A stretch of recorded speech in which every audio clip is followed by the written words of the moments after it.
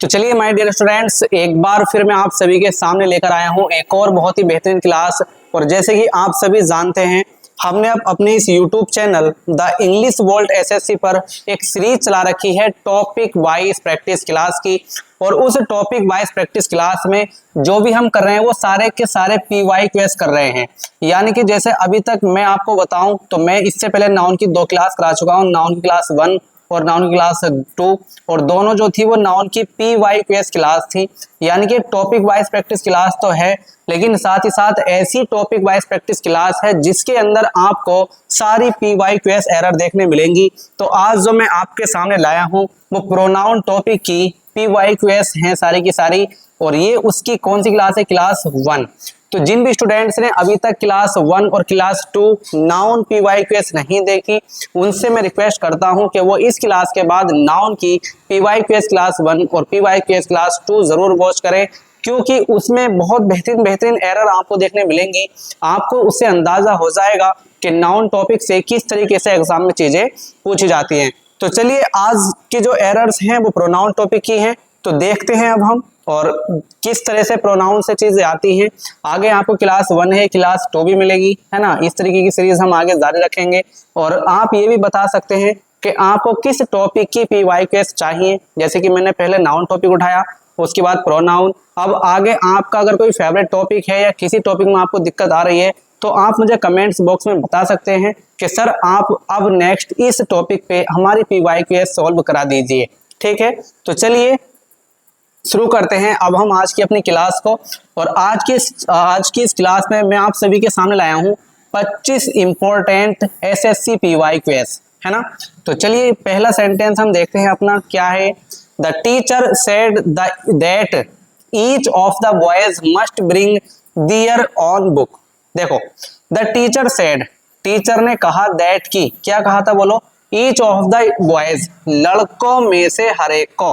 तो अब देखो ये जो सब्जेक्ट है आपका वो मेन ये है ना। सब्जेक्ट क्या है बोलो? ईच। ठीक है, ईच ऑफ द बॉयज, लड़कों में से हर एक को, मस्ट मतलब जरूर, ब्रिंग लाना है, देयर ओन बुक, अपनी अपनी बुक। ठीक है, अपनी अपनी बुक लानी है।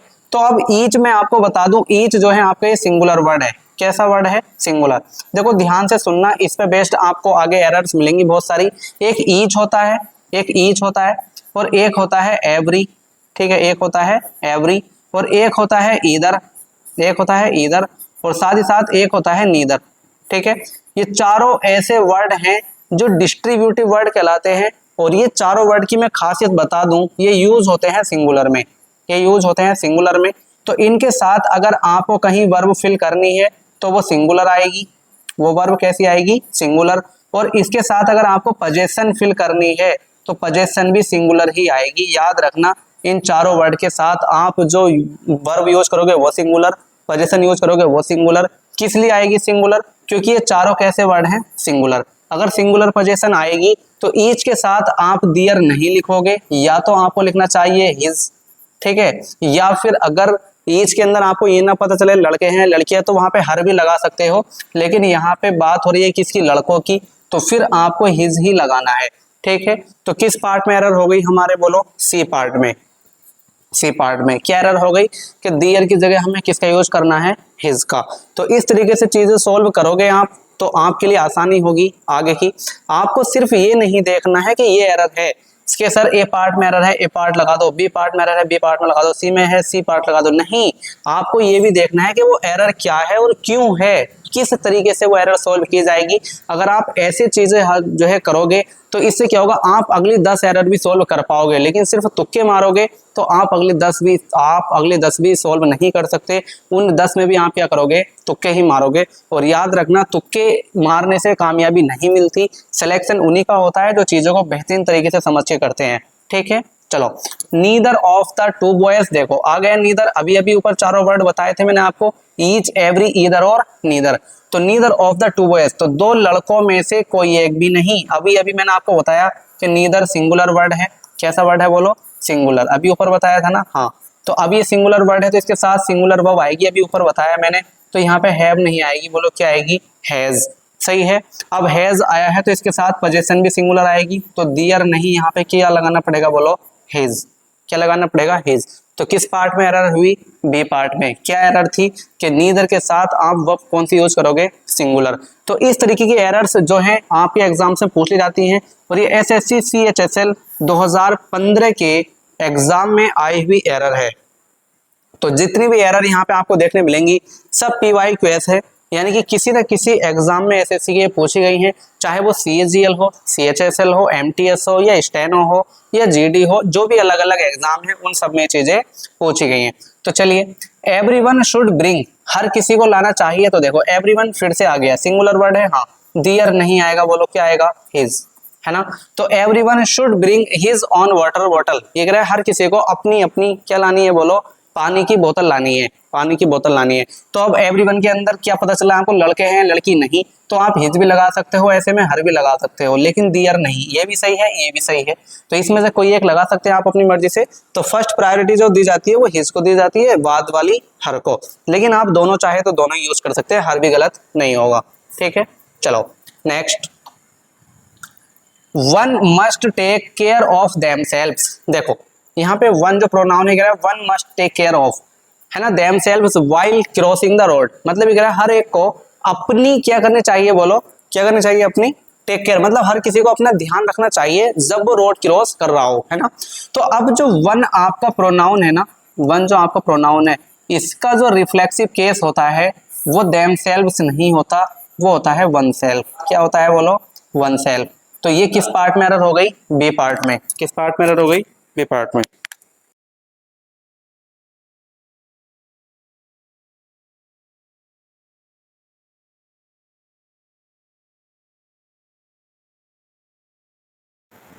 चलिए कोई आ गया था तो ये आप ध्यान देंगे, हाँ, क्या कि वन जो प्रोनाउन है इसका जो रिफ्लेक्सिव प्रोनाउन होता है वो क्या होता है? वन सेल्फ, ठीक है, ना कि देम सेल्फ। तो चलिए नेक्स्ट, नेक्स्ट एरर हमारी है number 5, each of the students. तो लड़कों में से हर एक को, देखो ईच आ गया, याद रखेंगे ईच अगर आ गया तो कहीं ना कहीं आपको ध्यान रखना है सिंगुलर, ठीक है।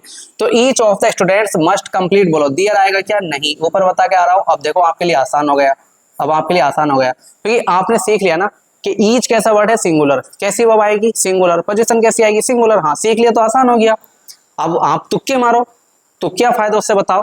तो अगर एक चीज को सीख लेते हैं तो आगे की चीजें भी आसान होती चली जाती हैं, ठीक है। उसी पैटर्न पे, अगर उसी पैटर्न को हम फॉलो करते हैं तो उससे रिलेटेड अगर 10 एरर भी होंगी तो आप 10 की 10 एरर सोल्व कर दोगे। किस पार्ट पे एरर हो गई? बोलो बी पार्ट में। किस एग्जाम में आई हुई है? CHSL के 2018 में ये आई हुई एरर है, ठीक है। चलो next, he is one of those writers. देखो ही इज मतलब वो है वन ऑफ दोज राइटर्स, उन राइटर्स में से एक, उन राइटर्स में से एक। किन राइटर्स में से? Who always express himself in a unique way. अब देखो मैं आपको बताता हूँ यहाँ पे क्या एरर है, यहाँ पे क्या एरर है। देखो आप कोई रिलेटिव प्रोनाउन यूज करते हो, हाँ। अब ये जो रिलेटिव प्रोनाउन आता है ना, इसके पहले कोई ना कोई यहाँ पे नाउन होता है, नाउन, या क्या होता है? प्रोनाउन। अब इस रिलेटिव प्रोनाउन के पहले जो नाउन या प्रोनाउन रखा हुआ होता है वो कहलाता है एंटीसीडेंट। क्या कहलाता है? बोलो एंटीसीडेंट, ठीक है, एंटीसीडेंट। यानी कि ये रिलेटिव प्रोनाउन, ये जो रिलेटिव प्रोनाउन है इसके पहले जो नाउन या प्रोनाउन रखा है जिसके लिए यूज किया जा रहा है वो एंटीसीडेंट कहलाता है, हाँ। तो अब होता क्या है, अगर इस क्लॉज के अंदर आपको कोई वर्ब फिल करनी पड़े, वर्ब, तो आप यहाँ पे जो इस रिलेटिव प्रोनाउन का एंटीसीडेंट बनाया ना इसके अकॉर्डिंग फिल करते हो। अगर ये रिलेटिव प्रोनाउन एंटीसीडेंट आपका सिंगुलर होता है, सिंगुलर, तो यहाँ पे वर्ब आ जाती है सिंगुलर, ठीक है, समझते रहना आप। अगर ये प्लूरल होता है तो यहाँ पे वर्ब कैसी आ जाती है? बोलो यहाँ पे वर्ब कैसी आ जाती है?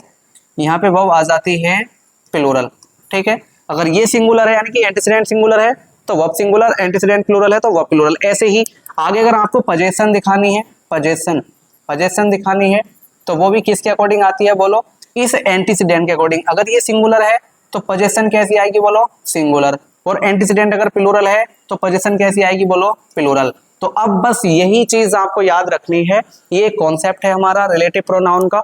अब इसके अकॉर्डिंग देखो आप, he is one of those writers who always, देखो हु जो है रिलेटिव प्रोनाउन है और ये रिलेटिव प्रोनाउन किसके लिए यूज हुआ है? बोलो राइटर्स के लिए। तो राइटर्स कैसा नाउन हो गया? बोलो प्लूरल। अभी प्लूरल हो गया तो इसके साथ आगे जो वर्ब आएगी वो कैसी आएगी? प्लूरल। तो एक्सप्रेस वर्ब की फर्स्ट फॉर्म है, सही है, प्लूरल है। ठीक है। अगर यहाँ पे एक्सप्रेसेस लिखा हुआ होता, अगर इस तरीके से लिखा हुआ होता एक्सप्रेस और फिर ईएस लगा हुआ होता, इसमें तो गलत होता, क्योंकि प्लूरल वर्ब आएगी प्लूरल सब्जेक्ट के साथ, और प्लूरल जो वर्ब होती है वर्ब की फर्स्ट फॉर्म होती है, ठीक है।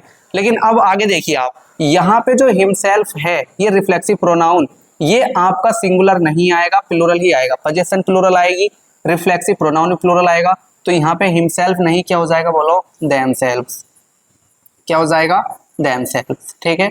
तो अगर ये चीज आपको समझ में आ गई है तो बहुत बेहतर बात है, नहीं आई तो आप इसको क्लास पीछे करके दोबारा से ये चीज समझ लेना कि यहाँ पे जो हमारा रिलेटिव प्रोनाउन होता है, जो इसका एंटीसेडेंट बनता है, इसके अकॉर्डिंग यहाँ पे चीजें चलती हैं, ठीक है। अगर ये सिंगुलर होता है तो आगे यहाँ पे सिंगुलर चीजें फॉलो होती हैं, ये प्लूरल होता है तो यहाँ पे प्लूरल चीजें फॉलो होती हैं। तो रिलेटिव प्रोनाउन भी किसका, सॉरी रिलेटिव प्रोनाउन कह रहा हूँ, यहाँ पे जो रिफ्लेक्सिव प्रोनाउन है वो इसी का आएगा। तो राइटर्स का रिफ्लेक्सिव प्रोनाउन हिमसेल्फ नहीं होगा, देमसेल्व्स होगा, क्योंकि वो ज्यादा है। राइटर अगर एक होता तो वहां पे सिंगुलर सही होता, हिमसेल्फ। तो चलिए, अच्छी एरर थी ये, अगर आपको समझ में आया तो बहुत अच्छी बात है। CGL Tier 2 2014 के एग्जाम में पूछी गई थी। चलिए नेक्स्ट सेंटेंस देखते हैं। आप क्लास को पॉज किया करे करो, जैसे ही नेक्स्ट एरर आया करे आप क्लास को पॉज करो, और पॉज करने के बाद ये देखो क्या आप उसे सॉल्व कर पा रहे हो या नहीं कर पा रहे। अगर आप कर पा रहे हो तो अच्छी बात है, नहीं कर पा रहे तो फिर समझो इसमें क्या एरर थी, है ना। देखो, I, you and C must give their best, है ना। अब सुनो, देखो इसमें क्या एरर हो गई। जब आपका सब्जेक्ट कोई हो, मतलब कहने का ये है जैसे कोई सब्जेक्ट बना, हाँ, अगर उस सब्जेक्ट के अकॉर्डिंग आपको यहाँ पे पोजीशन फिल करनी है, तो देखो आप ध्यान से सुनते रहना। अगर वो सब्जेक्ट ही है तो उसकी पोजीशन आती है हिज, है ना। अगर सी है तो पोजीशन क्या आती है बोलो, हर। अगर यू है तो पोजीशन क्या आती है, योर, है ना। इस तरीके से चीजें चलती हैं। अगर आई है सब्जेक्ट तो पोजीशन क्या आती है, माई। लेकिन अब सुनो, आई है, हाँ, आई के साथ यहाँ पे और भी इंक्लूड कर दिया आपने, तो पता क्या बन जाता है, वो बन जाता है वी। अगर वो वी बन जाता है तो इसकी पोजीशन आएगी अवर। क्या आएगी बोलो, अवर। तो अब सुनो, इसमें क्या है, आई, यू एंड सी, मैं, तुम और वो, मस्ट गिव दियर बेस्ट, उनका बेस्ट नहीं, अपना बेस्ट, हमारा बेस्ट। मतलब मुझे, तुम्हें और उसे हमारा बेस्ट देना चाहिए, हमारा बेस्ट, ठीक है। तो अगर इसमें आई भी इंक्लूड हो चुका है तो आई के साथ जब कोई मिल जाता है तो क्या बन जाता है, वो वी। अगर वी बन जाता है तो इसकी पोजीशन दियर नहीं होती, बोलो क्या होती है, अवर। तो मतलब इसका जो पॉजिटिव एडजेक्टिव आप यूज करोगे वो दियर नहीं, क्या यूज करोगे बोलो, अवर, ठीक है, अवर। किस पार्ट में एरर निकली बोलो, बी पार्ट में, ठीक है। चलिए next, this is between you and आई। देखो दिस इज, ये है बिटवीन यू एंड आई, तुम्हारे और मेरे बीच, एंड नो वन एल्स, और किसी और के बीच नहीं, शुड नो अबाउट इट। अच्छा, this is between you and I and no one else, है ना, शुड नो अबाउट इट। ये कह रहा है कि ये जो मैटर है बस तुम्हारे और मेरे बीच में है, इसके अलावा कोई और, यानी किसी और को इसके बारे में खबर नहीं लगनी चाहिए, किसी और को इसके बारे में पता नहीं चलना चाहिए, ठीक है। तो चलिए, this is between you and आई। देखो अब यहाँ पे अगर मैं आपको बताऊं तो बिटवीन क्या है बोलो, बिटवीन क्या है, प्रीपोजिशन। अगर ये प्रीपोजिशन है तो अपने बाद क्या लगेगी, अपना ऑब्जेक्ट। तो यहाँ पे जो ये यू है, कैसा केस है बोलो, ऑब्जेक्टिव केस, क्योंकि यू तो सब्जेक्ट में भी यू होता है और ऑब्जेक्ट में भी होता है। लेकिन यहाँ पे ये अब लिखा हुआ है इस प्रीपोजिशन के बाद तो ऑब्जेक्टिव केस है। अगर ऑब्जेक्टिव केस है तो एंड कंजंक्शन सेम चीजों को जोड़ेगा। ये ऑब्जेक्ट है तो इसे भी ऑब्जेक्ट चाहिए, तो यहाँ पे आई नहीं, क्या आएगा बोलो, मी। किस पार्ट में एरर हो गई, ए पार्ट में, सही है। आ रही है चीजें समझ में, इस तरीके से टैगल करेंगे हम, है ना। और एक एक एरर्स को बढ़िया करके देखेंगे क्या मामला है, सिर्फ एरर नहीं बताएंगे ये एरर है, ए पार्ट में है, बी पार्ट में है, एरर क्या है, कैसे सही करी जाएगी, उसके पीछे लॉजिक क्या है, वो सारी बातें हम करेंगे। और जब इतनी बेहतरीन तरीके से आप चीजें करने लग जाओगे ना, यकीन मानो आपका कॉन्फिडेंस लेवल खुद यहाँ पहुंच जाएगा, या जिस भी एग्जाम में बैठोगे उसके पत्ते फाड़ दोगे, ठीक है।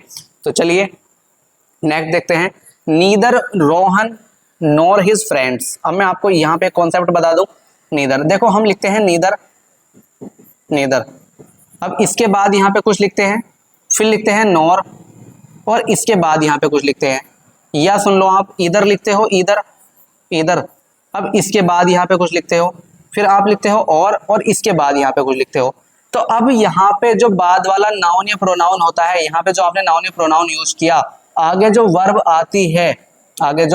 आती है वो बाद वाले नाउन या प्रोनाउन के अकॉर्डिंग आती है। अगर ये सिंगुलर होता है तो वर्ब सिंगुलर, ये प्लूरल होता है वर्ब प्लूरल, और यही सिंगुलर या प्लूरल होता है, तो आगे पोजीशन भी इनके अकॉर्डिंग ही आती है, सिंगुलर या प्लूरल। ठीक है, तो पोजीशन चाहे आपको फिल करनी हो, चाहे आपको यहाँ पे रिफ्लेक्सिव प्रोनाउन फिल करना हो, चाहे आपको वो फिल करनी हो जो बाद में रखा गया नाउन या प्रोनाउन है, नॉर के बाद या और के बाद, उसके अकॉर्डिंग चीजें चलती है साउंड इफेक्ट के लिए। तो देखिए इसमें क्या एरर है, नीदर रोहन, ये कह रहा है ना तो रोहन नॉर हिज फ्रेंड्स, और ना ही उसके दोस्त, ठीक है, ब्रॉट लाए हैं।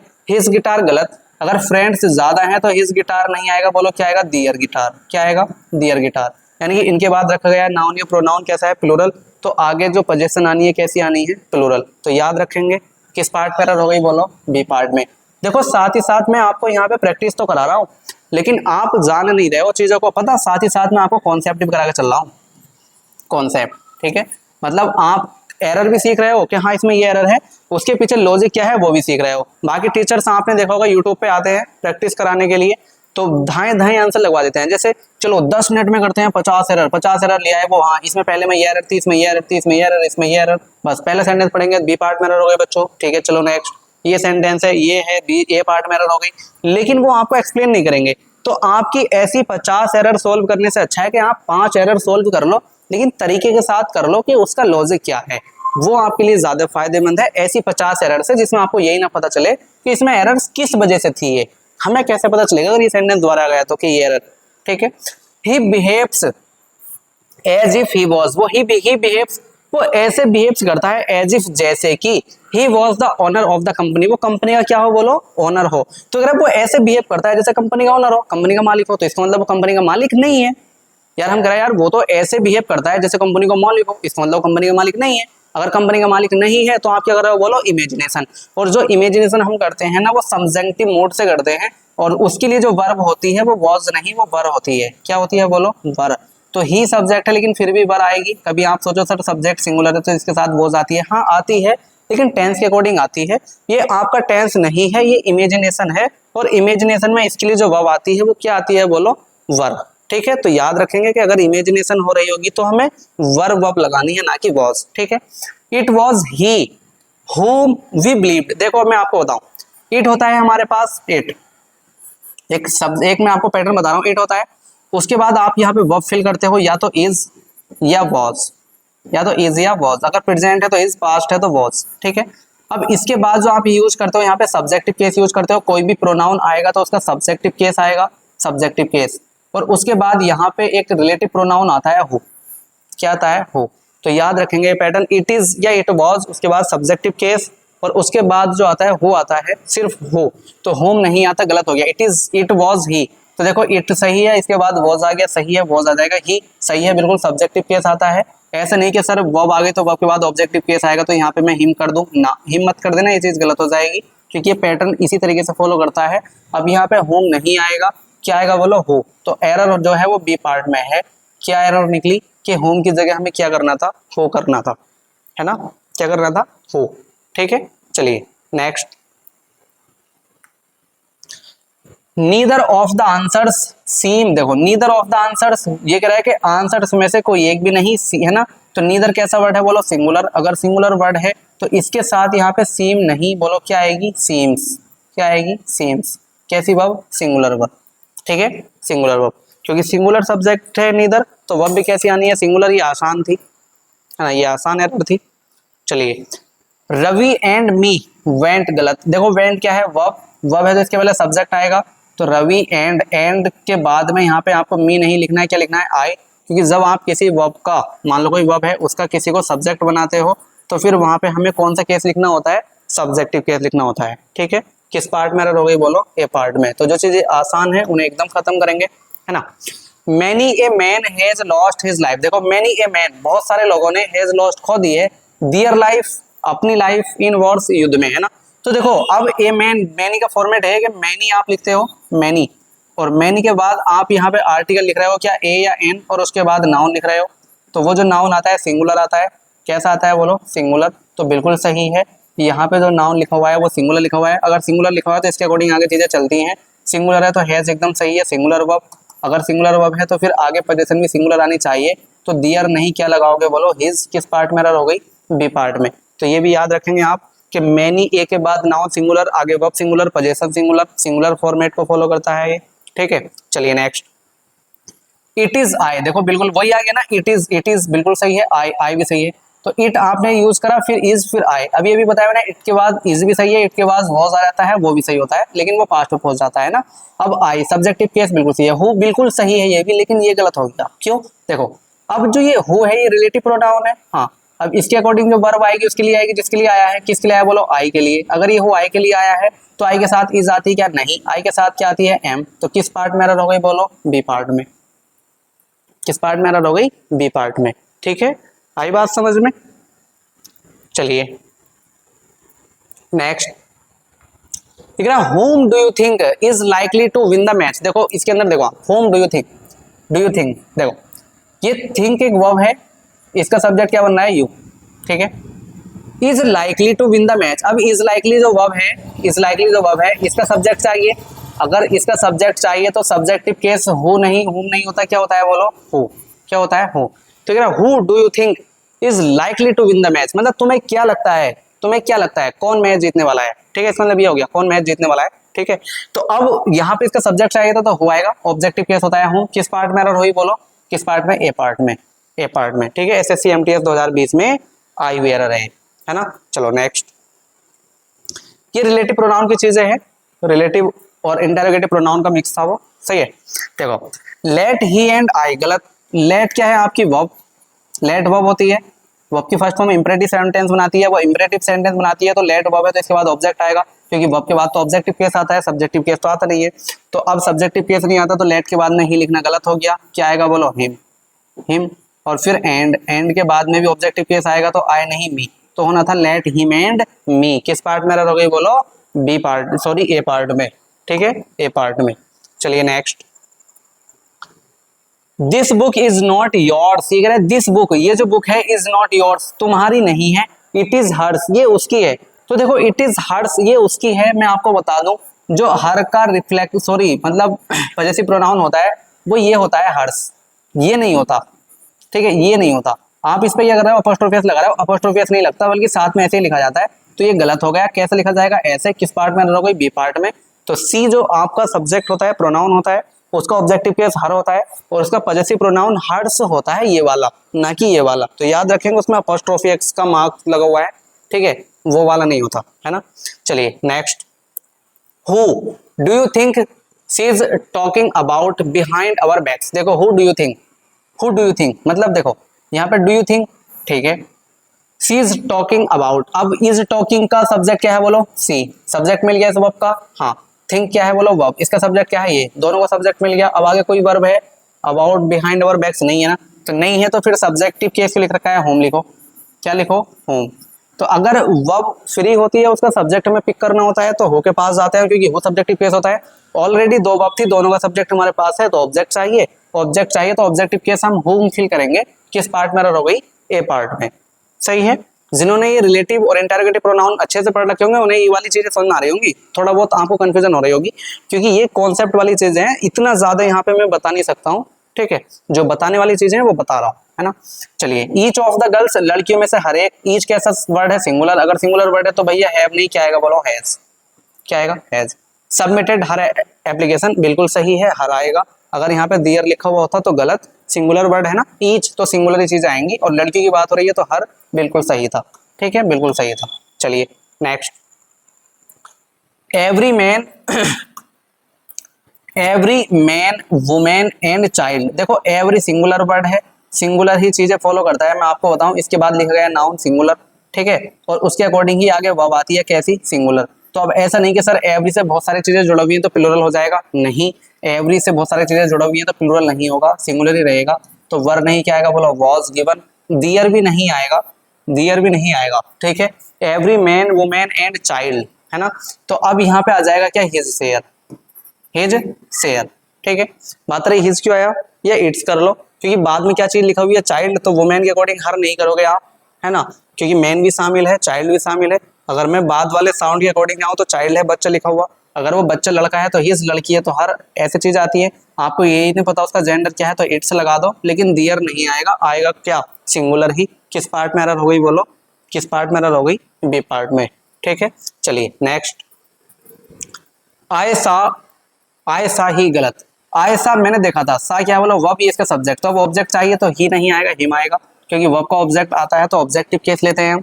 कौन सा केस लेते हैं बोलो, ऑब्जेक्टिव केस। किस पार्ट में एरर हो गई, ए पार्ट में, है ना। चलिए next, neither of the twins, जुड़वा में से कोई एक भी नहीं, नीदर का मतलब होता है कोई एक भी नहीं। हैव ईटन गलत, क्या आएगा बोलो, हैज ईटन, ठीक है, हैज ईटन हिज लंच, है ना। मतलब जो जुड़वा थे उनमें से किसी एक ने भी अपना लंच नहीं खाया, तो हैज सही है, हिज भी सही है, सिंगुलर है, आगे पोजेशन सिंगुलर ही आएगी, किसके साथ, नीदर के साथ, है ना।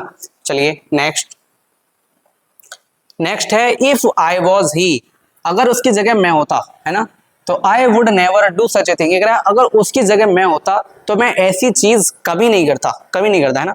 तो सुनो, इसका मतलब मैं उसकी जगह नहीं हूं। अगर मैं कह रहा हूं अगर उसकी जगह मैं होता तो ऐसी चीज कभी नहीं करता, इसका मतलब मैं नहीं हूं, नहीं हूं, होता तभी तो कह रहा हूं ना, इसका मतलब मैं नहीं हूं। तो क्या कर रहा हूं मैं, इमेजिनेशन, इमेजिनेशन कर रहा हूं। तो इफ आई के बाद में वॉज आएगा क्या, नहीं, क्या आएगा बोलो, वर, बताया था ना अभी, वर। किस पार्ट में एरर हो गई बोलो, ए पार्ट में, ए पार्ट में, ठीक है। चलो नेक्स्ट, और ये है भाई साहब हमारा आज का लास्ट सेंटेंस। उससे पहले मैं आपको बता दूं, अगर आप हमारे चैनल पे नए हो और अभी तक आपने चैनल को सब्सक्राइब नहीं किया है तो यार प्लीज चैनल को सब्सक्राइब कर दो और वीडियो को लाइक भी कर दो और कमेंट्स करके ये बता दो कि कैसी रही क्लास, क्या आपको क्लास बेहतर तरीके से समझ में आई या नहीं आई, इस तरीके से प्रोनाउन टॉपिक की प्रैक्टिस आपने पहले कभी करी थी या नहीं, ठीक है। चलिए नेक्स्ट है, देख लेते हैं इसे भी। इट वॉज देम, गलत, इट आ गया, सही है। इसके बाद वीज या वॉज आ सकता है, बिल्कुल। इसके बाद मैंने बताया सब्जेक्टिव केस आएगा, तो देम नहीं, क्या आएगा बोलो, दे, दे। और आगे हो बताया था, हो ही लिखा हुआ है, बिल्कुल सही है। किस पार्ट में एरर हो गई बोलो, ए पार्ट में, ठीक है। तो ये था आज का हमारा लास्ट सेंटेंस और ये करी हमने प्रोनाउन की अपने PYQS की 25 एरर सॉल्व।